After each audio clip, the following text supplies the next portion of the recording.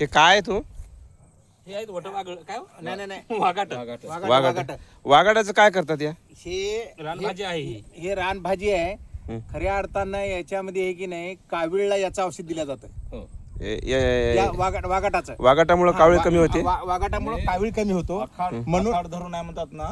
म्हणून आषाढी एकादशीला जेव्हा हे वारकरी संप्रदायाचे माणसं पंढरपूरला जातात त्यांना कुठलंही दूषित पाणी पिऊन पिऊन पिऊन मग यांना जुलाब होण्याची शक्यता असते. म्हणून यांना पहिलं शास्त्रीय पद्धतीने असं सांगता आलं नाही.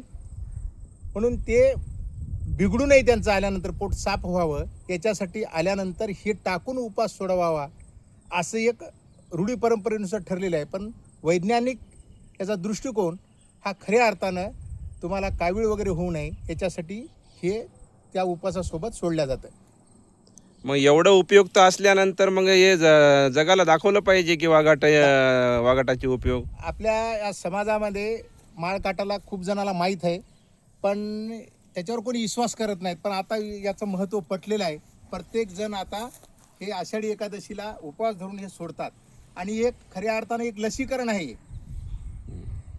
याचं महत्त्व वडिलोपार्जित आमच्या वाडवडिलाकडून आलेलं आहे.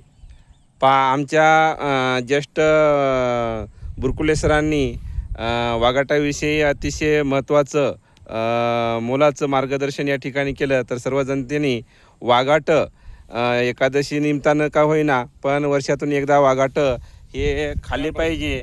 आम्ही वाघाटाचा शोध घेण्यासाठी ददबर्डी या माळावरती आलेलो आहो आणि वाघाट आम्ही या ठिकाणी घेतलेले आहेत आणि त्याची वाघाटाचे हिस्से पण सुद्धा या ठिकाणी पाडलेले आहेत.